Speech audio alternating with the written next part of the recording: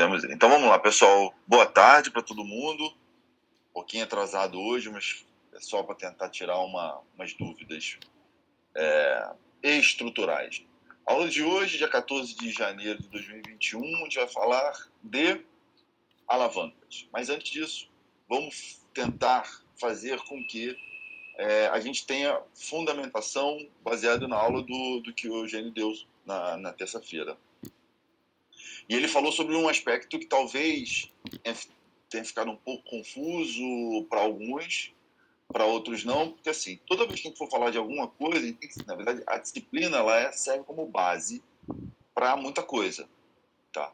Dentre as coisas que serve como base, serve para muita coisa associada ao exercício e à física, tá? E uma das coisas que a gente lida quando a gente fala de física, biomecânica, cinesiologia, é a palavrinha força.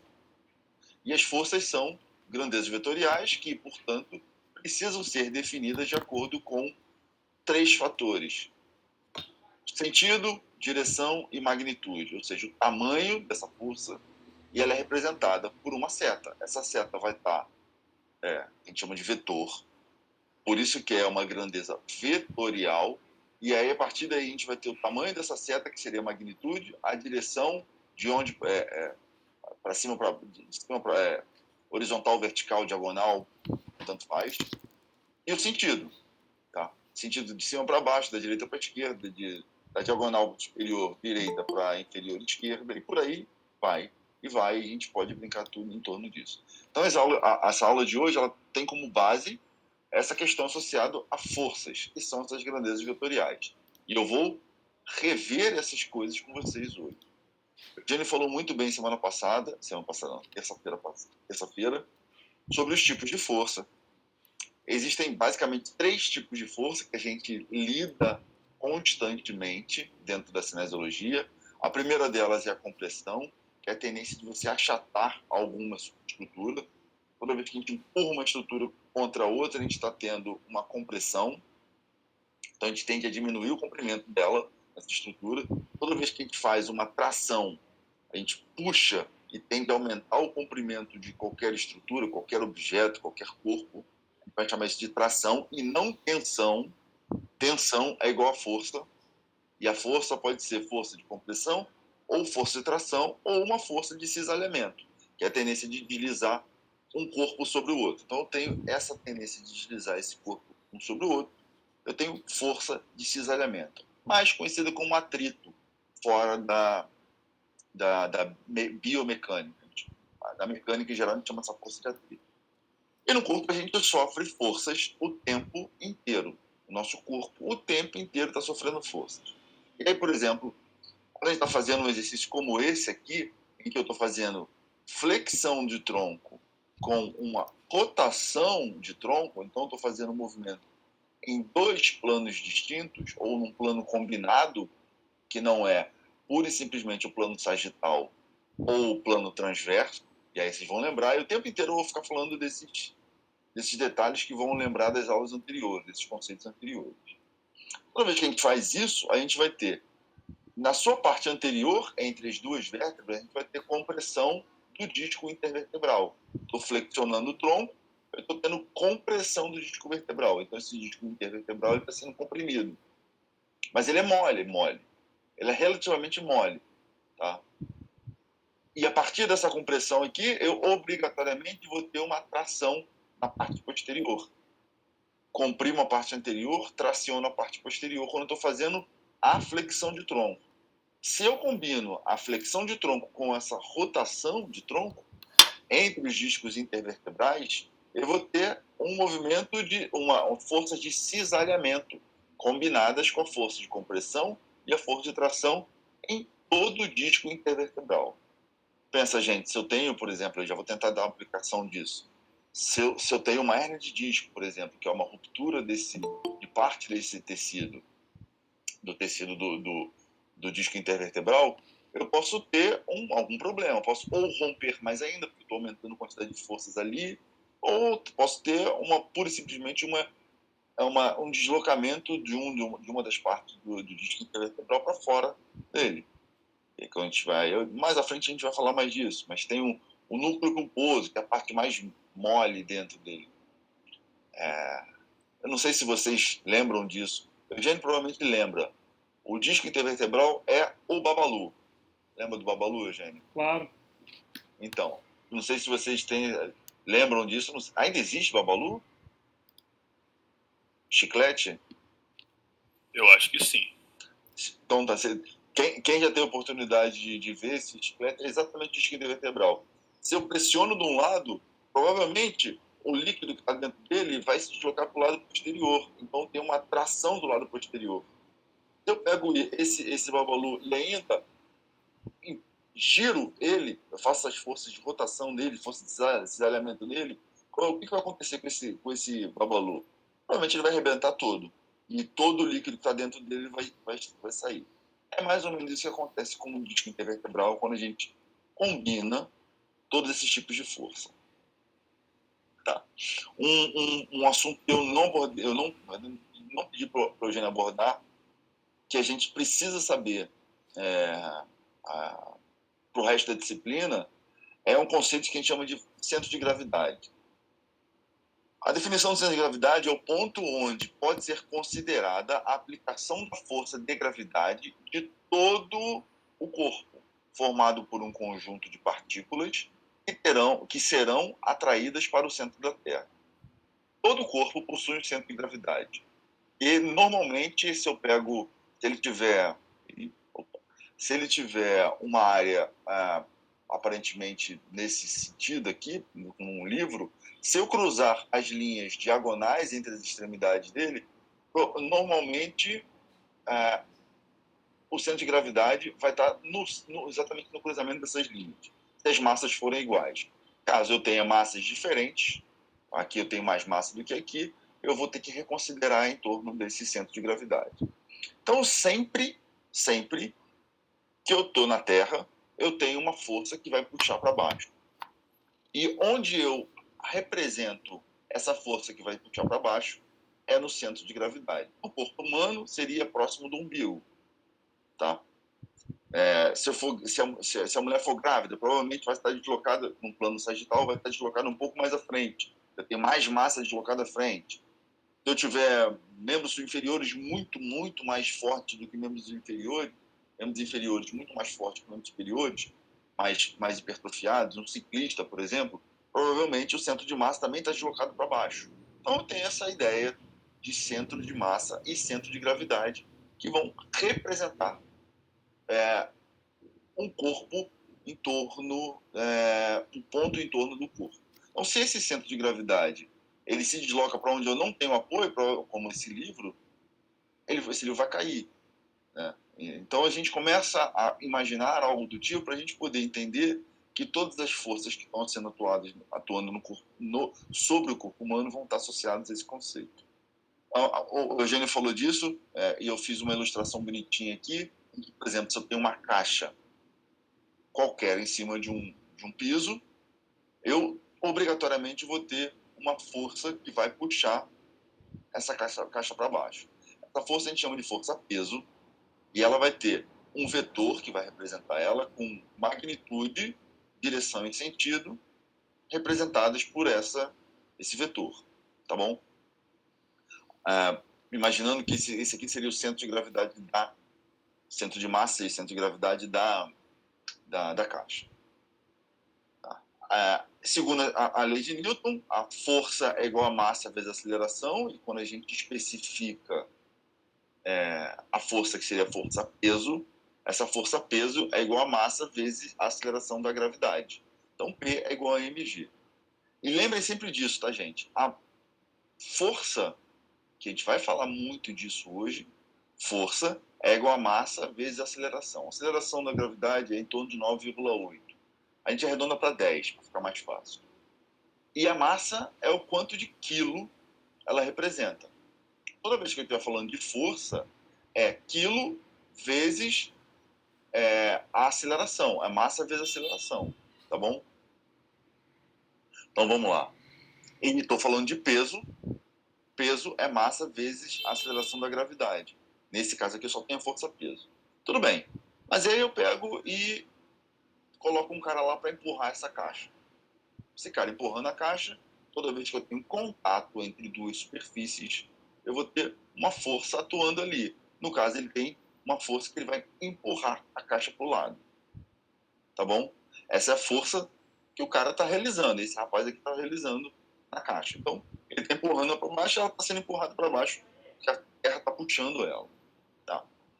Então, a gente tem que pensar na segunda lei de Newton, que é a resultante das forças, ela deve ser calculada, é igual a massa vezes a aceleração.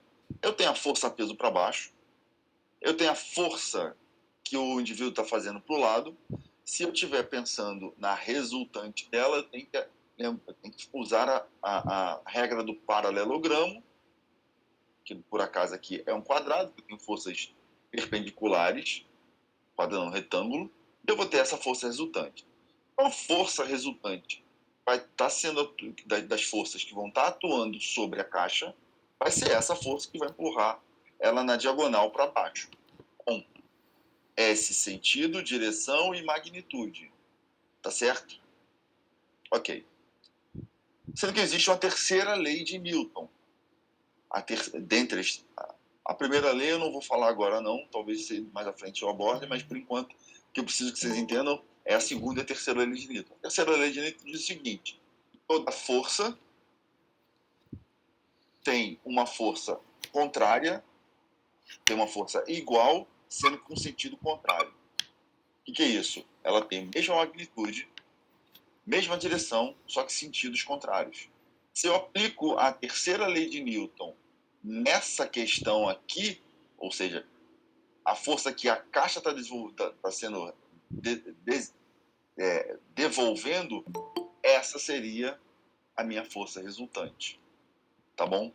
Essa força aqui, mais ou menos preto, então seria, tem uma força resultante puxando para baixo, a força resultante seria essa na diagonal para cima.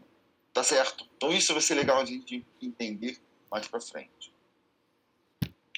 Então entenda assim, toda vez que alguém toma um soco na cara, essa cara esse rosto dá uma carada nessa mão. De mesma magnitude, mesma direção e sentidos contrários. São forças que vão se opor. Tá bom? Então tem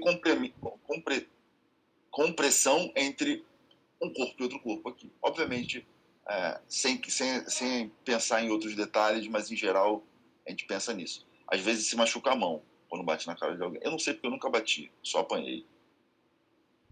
Então vamos lá, a gente com esses conceitos todos daqui da revista da aula do Eugênio, semana passada, a gente entra nessas questões associadas à alavanca. E talvez essa seja uma das aulas mais complexas que vocês vão ver ao longo do curso, da graduação inteira ou ao longo dessa disciplina. Mas vale a pena vocês aprenderem isso aqui, porque é algo que pode mudar o conceito de vocês associados a exercícios de uma forma geral. Como a gente pode facilitar ou dificultar algum exercício, algum movimento de uma forma geral, tá bom? Alavancas, tá certo? Tá certo. Então, assim, as alavancas elas são formadas basicamente por 4 detalhes. Tá? O primeiro detalhe é uma haste fixa. Eu tendo uma haste fixa aqui, eu começo a pensar na minha alavanca. A minha segunda parte, não necessariamente de importância, mas de necessidade de você ter dentro da alavanca, é um eixo rotacional. Lembra de eixo rotacional, a gente vai lembrar de uma articulação que permite movimentos rotacionais, certo? Então eu vou ter um eixo rotacional que normalmente é no centro, aplicando isso no corpo humano, é no centro articular, no meio da articulação especificamente. Eu vou ter uma força que vai resistir, independente de qualquer coisa. Eu vou ter forças que vão... na Terra, eu vou ter uma força que vai me puxar para baixo. E eu já falei muitas vezes para vocês, a força peso é uma força que eu vou chamar de resistência, para ficar mais fácil. Tá? Essa resistência pode ser um cabo me puxando para cima, um elástico me puxando para o lado, mas eu sempre vou ter alguma coisa me puxando para baixo. O meu peso, minha massa corporal vai estar me puxando para baixo. Então, a força-peso vai estar sempre me puxando para baixo. E eu tenho uma força que vai contrapor nesse caso, essa alavanca. Eu vou chamar isso aqui de força, mas ela no corpo humano, a gente vai chamar isso de força muscular. Tá bom? Então, sempre numa alavanca, eu vou ter que determinar todos esses pontos, esses 4 itens. A força muscular, a resistência, a haste fixa, seria um braço, um antebraço, uma coxa, por exemplo, um eixo articular, que vai ser a articulação que eu vou estar lidando. Sempre a gente vai falar isso. Eu tenho algumas formas de representar eixo. Eu gosto dessa representação, pelo menos inicialmente, é como se fosse uma gangorra, correto? Onde eu tenho um eixo aqui, uma haste fixa, digamos que eu tenho um indivíduo aqui e outro indivíduo aqui, brincando de gangorra. Crianças podem fazer isso, tá bom? Essas alavancas, elas são determinadas e esses elementos, eles são ordenados ou reordenados dentro de uma alavanca e vão dar nomes a essas alavancas. A primeira delas, que chama de primeira ordem, eu não gosto muito desse termo, primeira ordem, faz com que a gente tenha que decorar alguma coisa. Eu não gosto de decorar nada, prefiro entender e que o conceito seja mais intuitivo. Esse tipo de alavanca a gente chama de interfixa, e é interfixa porque a parte fixa está entre os outros 2 elementos. O eixo rotacional ele está entre a resistência, que vai estar puxando para baixo, e aqui eu vou botar a setinha para baixo, o vetor puxando para baixo, e a força muscular que vai estar do outro lado, do lado oposto.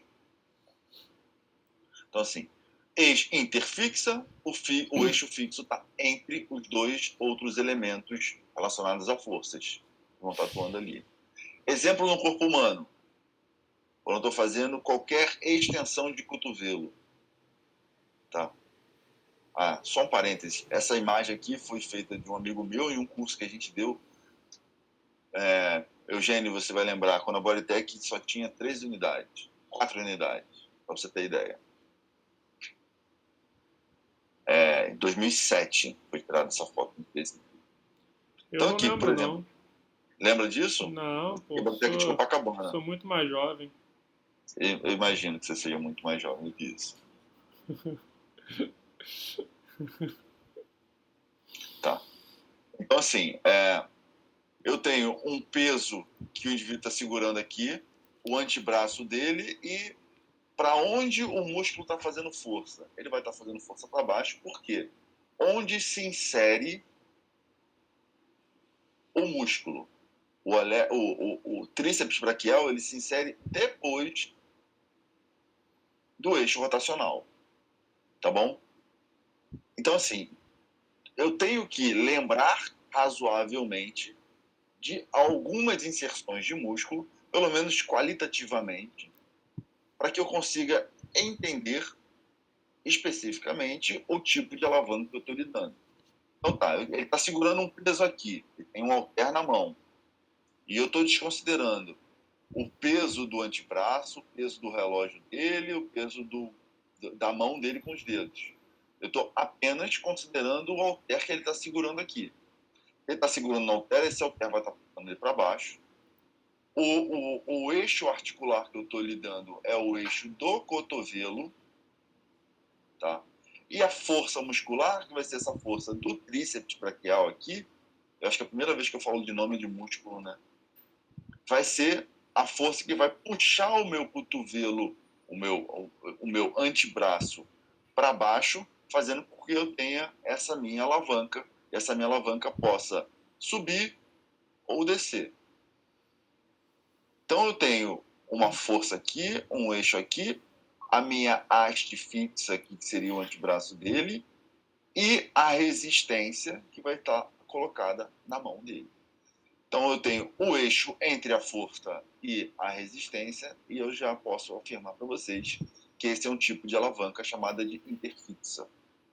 Tá bom? Dúvidas aí? Eu tenho, professor.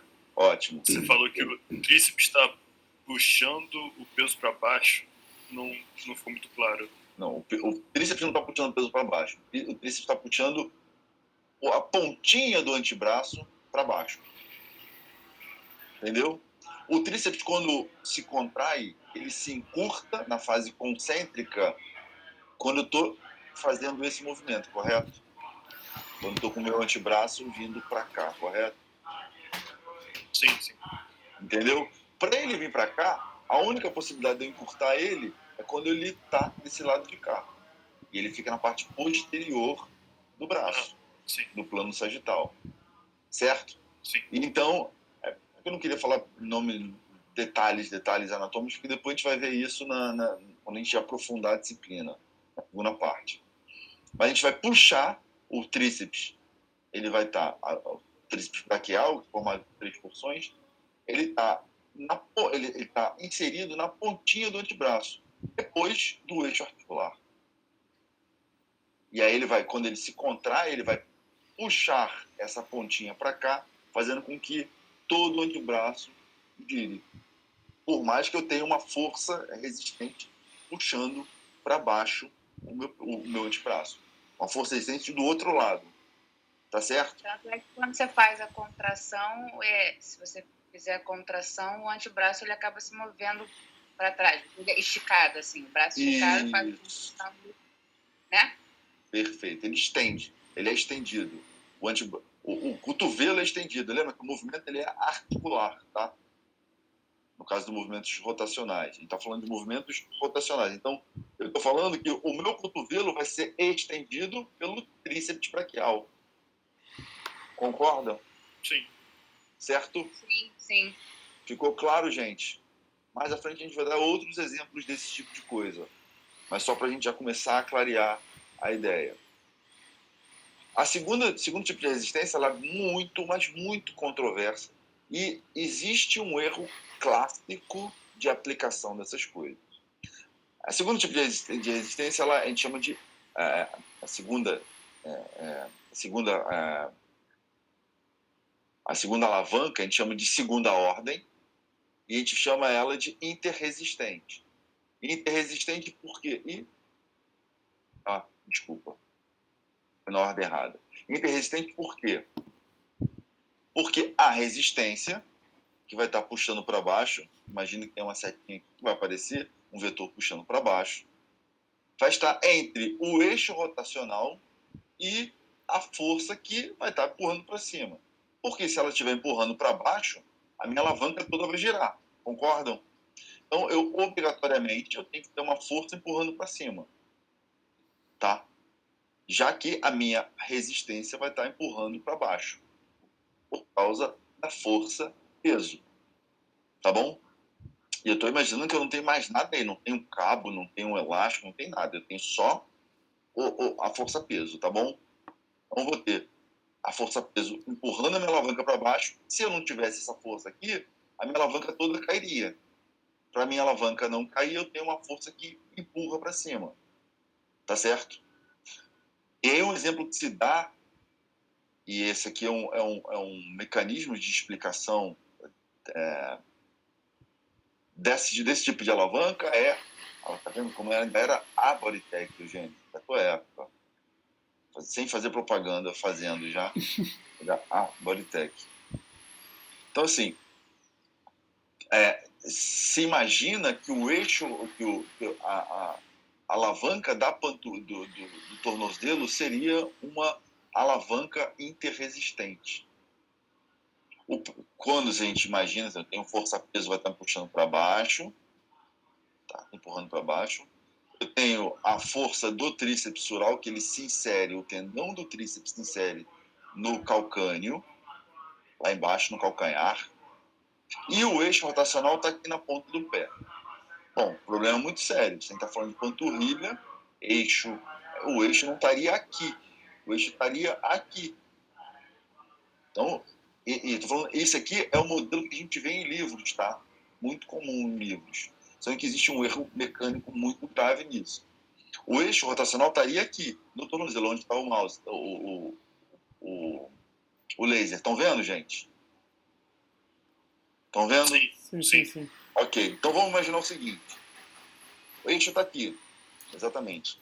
A força muscular com essa setinha amarela está para cima, porque é onde o tendão se insere. Tá? Se eu tivesse essa força para baixo, como ela está aí, a minha alavanca seria complicada, porque ela toda giraria junto. Eu tenho uma força empurrando para cima, tem uma haste aqui, seria o pé. Tem uma força empurrando para cima, o meu eixo está aqui no meio, e eu tenho uma outra força empurrando para baixo, toda a minha alavanca giraria. Concordam? Concordam comigo? Sim ou não? Sim. Sim. Tá dando para entender? Então, obviamente, essa resistência, ela não está aí. Essa resistência, ela no segmento que eu estou olhando, que é o pé, ela vai ser a resposta da força-peso que vai estar empurrando meu pé para baixo. Então, meu pé está empurrando a plataforma para baixo, sendo que lembra a terceira lei de Newton, que toda força sendo aplicada em algum segmento, ela tem uma força igual, com mesma magnitude, mesma direção e sentido oposto. Então, eu vou ter uma força no meu pé empurrando meu pé para cima. Essa seria a força da alavanca. Eu vou dar um zoom para tentar mostrar para vocês. Cadê? Aqui. Isso aqui, digamos que seria, novamente, a mesma ideia. Então, hipoteticamente, o que se tem? O eixo rotacional está aqui no tornozelo, tá bom? Tá certo aqui no tornozelo. Aqui para cima estaria a força muscular e eu teria uma força-peso que passaria entre a inserção do tríceps sural, do gastrocnêmio e do sóleo, e o eixo rotacional do tornozelo. Então, eu teria uma força empurrando de cima para baixo aqui. Então, teria uma alavanca, assim, micro-alavanca. O problema é que o eixo rotacional estando aqui, e eu podendo ter um outro eixo lá nos dedos, lá nas falange e metafalange, entre os dedos e o resto do pé, e o médio pé, é onde eu tenho dois eixos articulares.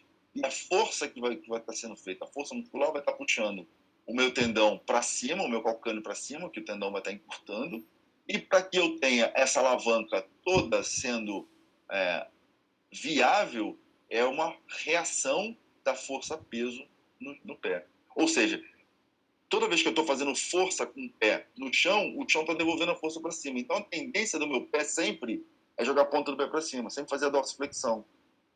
Quando eu estou pensando em alavancas, em forças, eu vou empurrar o meu chão para cima, ou seja, eu vou responder à força que o meu pé está sofrendo, eu vou empurrar mais ele para cima, e a consequência disso é que quem faz essa força é a força do tendão do calcanear. Então, essa alavanca aqui, ela não é interresistente. Essa alavanca aqui, ela é interfixa. Se eu estiver olhando para a alavanca do tornozelo ou para a alavanca do pé, entre falanges. Tá bom? Tá claro isso, pessoal? Professor, diga. Então, nessa força interresistente, eu sempre vou ter uma força-peso, fazendo essa força-peso para baixo, e essa força muscular no sentido oposto? Não, olha só, entenda. Eu vou ter o meu peso do segmento inteiro, do corpo inteiro, vai estar empurrando o meu pé para baixo. Tá? E o meu pé vai estar empurrando o chão. Concorda? Até aí? Sim. Foi? Tá bom. Sim. Aqui, meu pé está empurrando o chão para baixo. Então, teria como se fosse um vetor de força daqui para baixo. Concorda? A partir do momento que eu quero fazer força com esse músculo, com esse tendão aqui, que esse tendão puxaria meu calcâneo para cima, eu vou ter essa força-peso que está empurrando para baixo, sendo que eu vou ter a força-peso que está empurrando o chão para baixo, mas a força que o meu corpo está sofrendo, que o meu pé está sofrendo, é a força normal, que é a força contrária que o meu pé faz no chão. Entendeu? Então, a força que o meu pé está sofrendo é essa força de baixo para cima. Tá? E aí você para para pensar, bom, parece meio óbvio. Se eu tenho um eixo rotacional no tornozelo e o eixo do tornozelo está aqui, olhando só para cá, tá, gente? eu tenho a força que vai fazer o meu calcâneo para cima, que vai puxar meu calcâneo para cima, sendo do meu tendão do tríceps oral, puxando o tendão para cima, puxando meu calcâneo para cima, obviamente, eu vou ter uma força contrária do lado contrário para o mesmo sentido. Entendeu? Porque senão não tem alavanca aí. Tá? E isso está errado em quase todo não, mas boa parte dos livros e boa parte dos professores que usam esse conceito em torno desse tipo de alavanca.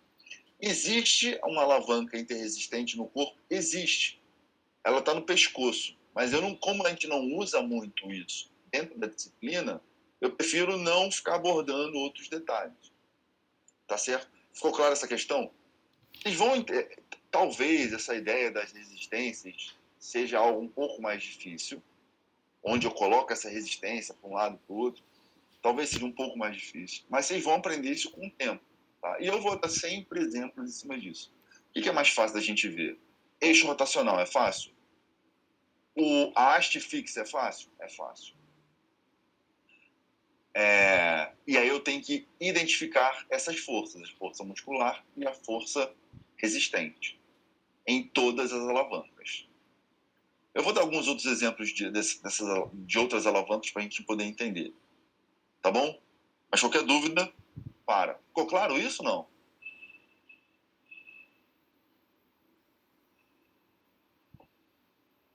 Tá bom. Acredito que com mais exemplos mais à frente a gente consegue assimilar um pouco melhor. Maravilha. Então, o terceiro tipo de alavanca, que a gente chama de alavanca em terceira ordem. Pessoal, eu dou normalmente 3 aulas de alavanca, tá? Só para vocês terem ideia, para poder ficar bem a ideia, tá? Porque o conceito ele não é comum para quem não está acostumado. Mas depois vocês vão pegar isso aí, vai ser fácil. O terceiro tipo, e olha, eu só falo de uma alavanca por vez. Eu nunca uso vários alavancas. Se a gente for pensar no agachamento, por exemplo, é um terror. Então, eu vou bem devagar para a gente poder entender essas coisas. A alavanca em terceira ordem chama de interpotente. Potente vem de força, tá? Em que eu vou ter a força muscular entre o eixo rotacional e a força de resistência que vai estar me puxando para baixo. Nesse caso, como a gente está falando de força peso, essa força vai estar puxando para baixo, tá certo? Então tá, eu tenho uma resistência puxando para cima, uma força puxando para... Desculpa, eu tenho uma força puxando para cima, a força muscular que está amarelinho puxando para cima, a força de resistência puxando para baixo, e eu tenho um eixo articular aqui. Exemplo disso, flexão de cotovelo, onde eu tenho o antebraço, novamente, o antebraço sendo a haste fixa, o eixo articular no cotovelo, no centro do cotovelo, está aqui, em que eu vou ter uma força resistente puxando para baixo, e que se eu não fizer força com essa musculatura aqui flexora do cotovelo, eu não consigo manter a minha alavanca nessa condição sem movimento. Então eu tenho força muscular aqui do bíceps braquial, do braquial, dos flexores do cotovelo de uma forma geral. Eu tenho o eixo do cotovelo e a resistência está sendo puxada para baixo pela força-peso do halter que ele está segurando. Novamente, gente, eu estou desprezando a força-peso exercida pelo antebraço, pelo relógio e pela mão dele. Tá claro? Se eu tivesse que ser muito criterioso e tudo mais, eu teria que entrar nesses detalhes. Eu vou desconsiderar tudo e vou usar exclusivamente a resistência externa. Seria o peso que ele está segurando na mão. Tá bom? Então, novamente, resistência puxando para baixo, eixo do cotovelo, alavanca formada pela força força muscular que está entre o eixo articular e a resistência. Certo? Tá claro isso? E a gente fecha a terceira tipo de alavanca, que é a interpotente. Tá bom? Bom, só que a gente pode complicar muito mais a coisa. Tá? Uma das coisas que a gente pode complicar é que a gente tem... a gente usa alavancas para determinação de tendências de movimento. E um dos fatores que tende a gerar esse movimento é os braços de resistência e o braço de força. O braço de resistência, eu vou chamar ele de BR, para ficar mais fácil, é a distância perpendicular entre a resistência e o eixo rotacional. Eu digo perpendicular ou a menor distância entre a resistência e o eixo rotacional. Então, por exemplo, só estou olhando para a resistência aqui. Eu tenho minha haste fixa, digamos que eu tenha um eixo aqui, a minha alavanca sendo uma interfixa. Eu tenho a resistência que vai estar um vetor puxando para baixo, tá certo? A menor distância entre essa resistência aqui e o eixo articular é o braço de resistência. Tá certo? Bom, esse braço de resistência, ele é medido, obviamente. A resistência também é medida. Se eu botar uma balança lá, eu sei quanto vale a massa dessa resistência. E eu posso calcular a força dela multiplicando por 10. Quero saber a força. A unidade da força é em Newton. A unidade da resistência é em Newton. Então, eu tenho aqui o braço de resistência, que é o primeiro fator. Tá. Obviamente, se essa resistência estiver colocada para cá, então, estiver mais ou menos aqui onde está o laser, o meu braço de resistência diminui. Concordam? Perpendicular é 90 graus, tá, gente? Então, se a minha resistência estiver colocada mais próximo do eixo, o meu braço de resistência diminui. Tá certo? Claro, dependendo de onde a resistência estiver colocada, eu aumento ou diminuo esse braço de resistência. Tá bom? Ótimo. Do lado oposto, eu tenho a mesma coisa, só que é o braço de força. Alguns livros, alguns outros professores usam outros termos. Mas para fixar o conteúdo, eu vou usar braço de força e força, braço de resistência e resistência. Tá? De uma forma didática, eu acho mais interessante fazer isso. Então, o meu braço de força é a distância perpendicular entre o ponto de aplicação da força, ou seja, onde o tendão se insere no osso, e o eixo rotacional. A mesma coisa relacionada à resistência, só que agora é da força. Então, por exemplo, se eu tenho a força que está sendo aplicada aqui, nesse ponto, o meu braço de força é a distância ou menor, distância perpendicular ou menor distância entre o ponto de aplicação dessa força até o eixo rotacional. Tá bom? E aí eu fecho o balaio, o conceito geral dos componentes da alavanca, que é isso aqui. A força está sendo aplicada aqui, a resistência está sendo aplicada aqui. Deixa eu ver se tem isso aqui. A resistência está sendo aplicada aqui. A menor distância entre a resistência e o eixo é o braço de resistência. A menor distância entre a força, ponto de aplicação da força, e o eixo rotacional é o braço de força. Então, se eu souber tudo disso em torno de uma alavanca, eu consigo delimitar e consigo usar todo o conceito de alavancas dentro do corpo humano. Tá bom? E aí eu vou começar a entender outras questões. Por que eu faço mais força? Por que eu faço menos força? Por que eu posso botar mais peso? Por que eu tenho que botar menos peso para poder fazer um certo exercício? Por que um exercício é mais fácil do que outro? Por que fazer um exercício de uma forma ela é mais fácil, mais vantajosa do que outra? E todos esses conceitos em torno disso. Porque, no final das contas, eu vou ter que entender um conceito mecânico, um conceito cinesiológico, que é o torque. A definição do torque, ou momento de força, é a grandeza física associada à possibilidade de rotação de algum segmento em torno de um eixo decorrente de uma força em um corpo. E esse torque ele pode ser tanto de resistência, também conhecido como momento, ou como força muscular. Eu vou lidar com resistência e força muscular. Tá? Olha só, o torque ele pode ser representado pela letra T, ou esse tal aqui, que é uma letra grega. É grego? Tem algum grego aqui, não tem? Se puder me ajudar, eu não lembro disso direito. Fala, professor. Esse T aqui é o quê? Como é que se diz esse T em grego? Tem um... Taf. Taf. É Isso, taf. eu pensei que fosse É, tal. é tal, eu acho que em português. É tal. Em português é tal. Então tá, o torque ele é representado por essa letrinha ou por um T qualquer, só a questão de nomenclatura. E o torque de resistência vai ser o produto entre o braço de resistência e a resistência. Então, por exemplo, estou segurando um halter, não sei se dá para ver, estão me vendo? Digamos que eu esteja segurando um halter. Tá dando pra ver Como direito tu vê? não, Thiago. Tá dando para ver? E se eu Fica em levantar pé, assim, fica dá em para pé. ver? Isso aí. Estou segurando um halter. Digamos que eu esteja segurando, sei lá, uma caneta que tem uma certa resistência, digamos que não seja muito pesada, mas tem uma certa resistência. E eu sei a distância. Eu represento essa minha caneta como uma força que vai estar puxando para baixo, digamos que seja um... Tá dando para ver? Tá. Digamos que eu estou com um fundo distorcido ainda. Que eu esteja com uma força que vai estar empurrando para baixo. Tá bom?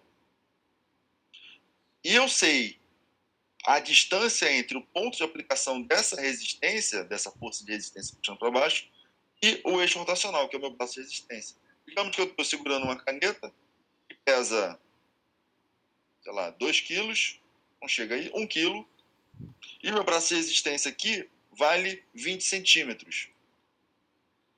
Tá certo? Tá certo? Aham. Qual é o valor do meu torque? É 20 centímetros vezes os 2 quilos. Os dois. Só que a resistência, lembra da primeira lei de Newton? Força-peso é igual a massa, a força é igual a massa vezes a aceleração. Eu estou falando que é apenas força-peso. Então, se a minha massa vale 2 quilos, vezes a aceleração da gravidade, que vale 10, essa minha resistência aqui, ela vale 20 newtons. 20 newtons vezes 20 centímetros que eu falei? É isso? Foi. 0,2 metros. 0,2 metros. 0,2 vezes 20 vai dar quanto, gente? Pega o celular aí e faz a 4 conta newtons? 4 newtons metro. Porque o braço de resistência ela tem que estar na unidade de metro. Então, se um é metro e o outro é newton, o meu torque vai valer 4 newtons metro. Certo? Tá certo? Difícil isso? A gente vai começar a fazer um pouquinho de conta. Não vai ter jeito. Vocês vão ter que fazer um pouquinho de conta. Tá? Então, se o meu torque de resistência vale 4 newtons metros, porque o meu braço de resistência vale 20 centímetros, ou 0,2 metros, e minha resistência vale 20 newtons, porque eu estou segurando uma caneta que pesa 2 quilos, e eu estou lidando com uma contração isométrica, que eu não tenho movimento, o meu torque de resistência vai ser igual ao torque de força, concordam? Concordam ou não? Deixa eu fazer aqui uma coisa. Professor, por gentileza, não entendi nada, quero que o senhor explique de novo. Tá bom, vamos lá. Digamos que eu tenha uma caneta que eu preciso levantar, a questão da alavanca já está ok. Alô? A alavanca eu consegui pegar. Foi, então tá. Digamos que eu tenha uma caneta que pesa 2 quilos. Vou tentar escrever aqui. 2 quilos. Tá bom? Bom, quando eu estou lidando com forças, lembra? Força-peso é igual a massa vezes a gravidade. P é igual a mg. Lembra da segunda lei de Newton? Ou F é igual a ma. Só que estou lidando com força-peso e a aceleração é da gravidade. Tá? Então a minha força peso aqui vai ser igual... Olha, eu estou escrevendo com mouse, hein, gente? Tá vendo como está complicando a minha vida? É igual a massa dela, que vale 2 quilos. Vou fazer um 2 mais fácil. Vezes a gravidade, que vale 10. Então, a força peso, ou A, que é igual a resistência, deixa eu botar aqui, igual a resistência. Nossa, só é muito difícil fazer isso. Vai valer 20 newtons. Desculpa.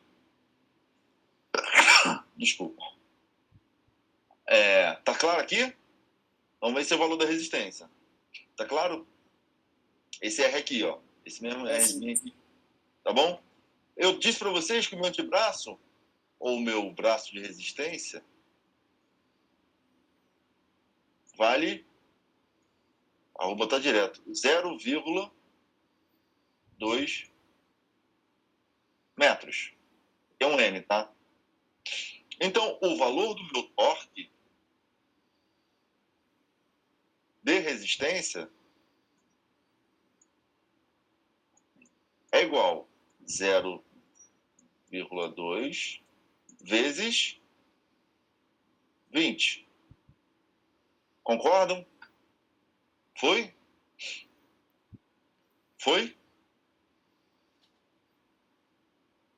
Bora, cara. Começou a dúvida, termina. Responde. Calma aí, peço perdão. É porque eu estava analisando aqui, aí por isso que eu demorei um tempo. O R é igual ao P, né? Não é isso? Resistência é igual ao peso, né? É isso. Nesse caso aqui, nesse caso que eu mostrei para vocês. Nesse caso, tá bom? E normalmente eu vou estar lidando com força-peso. Fica mais fácil de eu mostrar para vocês o conteúdo em relação à força-peso. Depois eu posso até complicar. Mas nesse início eu vou só falar disso. Tá certo? Beleza. Foi até aí? Então esse resultado aqui vai dar 4 Newton metro. Concorda? Show. O Thiago, é que eu acho que a gente não está acostumado a pensar dessa maneira, né? Então o cara vê 2 quilos e quer jogar direto, mas para você, não pode, você tem que jogar, você tem que mudar isso para Newton. Que quilo é massa, gente. Tem que entender isso. Então, quilo é massa. Para você mudar isso para Newton, né, Thiago? Você precisa obrigatoriamente jogar nessa fórmula de massa vezes gravidade. Isso. E ali no braço de resistência, você tem uma tabelinha que é bem fácil, que ela te ensina, né, andando casas, muito fácil. Passar de metro para centímetro, centímetro para metro. Eles aprenderam no ensino médio para entrar. Eu só estou relembrando porque eu acho que eu sei. Que vai clarear a cabeça deles da onde está surgindo esses números aí, né? Tá. Então foi o seguinte. Aqui tá claro, gente? Alguém ficou com dúvida disso? E, cara, assim, agora é hora de tirar dúvida. Estamos em aula, tá ao vivo, vocês estão com um negócio fresco na cabeça. É para prestar atenção e tirar dúvida. Tem dúvida aí? Ou ficou claro? Ficou claro. Agora clareou. Maravilha. Então, é isso que eu quero. Então, sim. Deixa eu ver se eu estou afirmando que o meu torque de resistência... deixa eu botar aqui o ponteiro no laser. Estou afirmando que o meu torque de resistência vai ser igual ao torque de força, eu estou lidando com contração isométrica, correto? Correto? Sim. Tá certo? Correto. Entendeu? Então, essa contração isométrica, eu não tenho movimento. Se eu não tenho movimento, eu tenho que dizer que o torque de resistência é igual ao torque de força. Igual. Para que ele seja igual, eu tenho que, obviamente, calcular esse cara aqui. Esse produto aqui. Entre o braço de força e o valor da força muscular. Tá? E aí, ó, o valor do braço de força, ele muda assim como o valor do braço de resistência. Só que o braço de força, nesse caso aqui meu, e eu vou levantar de novo para mostrar para vocês, o meu braço de força, que é dos flexores do cotovelo, ele tem a força muscular, que seria esse vetor da caneta aqui, tá dando para enxergar? Tá. Essa caneta aqui, puxando para cima, é onde o meu tendão do bíceps, por exemplo, se insere. Então, ela tá puxando para cima. E a distância entre o ponto de inserção do bíceps braquial nessa condição até o eixo rotacional seria o meu braço de força. Tá bom? Vamos assumir que o braço de força ele é pequenininho, vale 1 centímetro. Estou só falando assim para ficar mais fácil a gente entender. Se o meu torque de força vale 4 newtons-metros, porque ele é igual ao torque de resistência, tá? Se o meu braço de força vale 1 centímetro ou 0,01 metro, quanto de força eu vou ter que fazer para que a minha contração seja isométrica? Entenderam isso ou não? Vou escrever.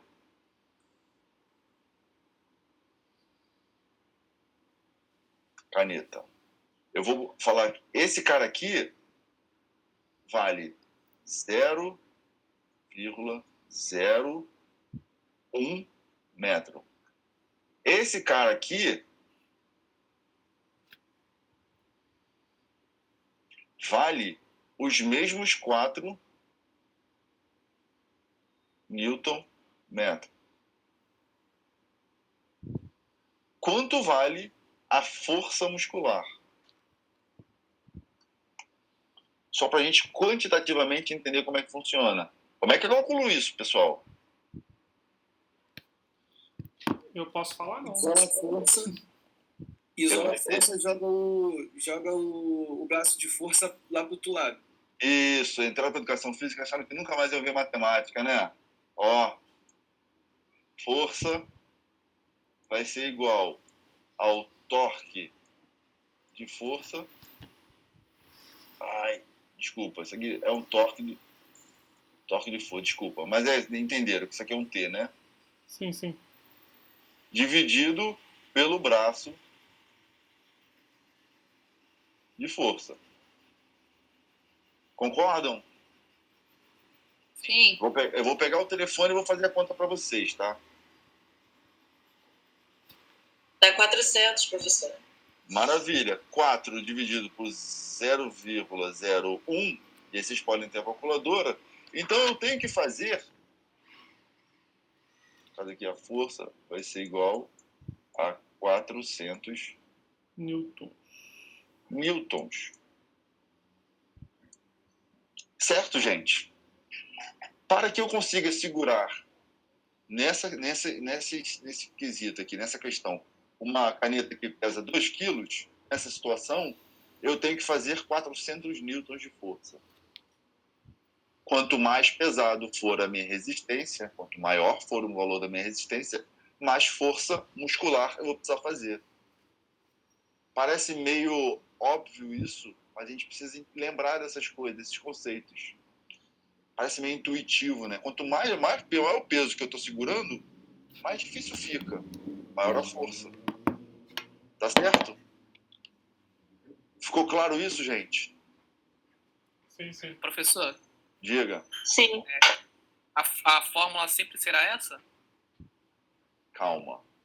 Uma contração isométrica, sim. O valor, não, o cálculo do torque é esse, tá? Esse aqui é essa equação do torque. Isso não vai mudar. Falta o centro, não falta não, professor? Calma. Na verdade, isso não vai mudar. Não, em momento nenhum. Tá? Isso aqui não vai mudar. O que muda é para você achar isso aqui. Isso aí pode mudar. Tá bom? Entendi. Pra gente achar o valor do R, aí pode mudar. Mas a gente vai com calma em cima disso. Ficou claro? Quando eu estou lidando com torque de resistência e torque de força com contração isométrica, um é igual ao outro. Tá? Isso tem que estar muito claro na cabeça de vocês. Quando a gente está falando de contração excêntrica, onde o músculo está sendo... eu estou fazendo força com o músculo sob tensão e ele está alongando, estou aumentando o comprimento desse músculo, eu estou falando que o torque de resistência vai ser maior do que o torque de força. Tá? Se eu estiver falando da fase concêntrica, é o contrário. Na contração concêntrica, o meu torque de força é maior do que o torque de resistência. Entendeu, gente? Mas a gente, na disciplina, a gente vai exclusivamente olhar para contrações isométricas. Ele vai englobar movimento, acelerações, e eu não quero entrar nessa questão hoje. Pelo menos eu acho que eu, na cinesiologia, não entro nisso. Tá? Na biomecânica, sim, mas na cinesiologia, não. Então, a gente tem que estar com isso aqui muito claro na cabeça. Esse aqui talvez seja o ponto central da aula. Tá? Deixa eu ver se eu tenho um exemplo. Eu tenho um exemplo bonitinho aqui. Esse aqui é um exemplo claro que eu uso. Por exemplo, eu tenho a minha alavanca aqui. Aqui seria o meu eixo rotacional. Aqui seria a minha haste fixa. Aqui seria uma força sendo feita de um lado. Aqui eu tenho duas pedras sendo feitas do outro lado.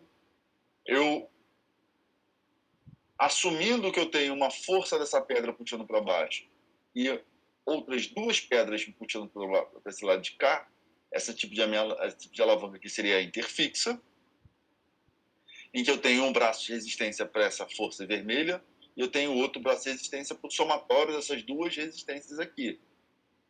Tá bom?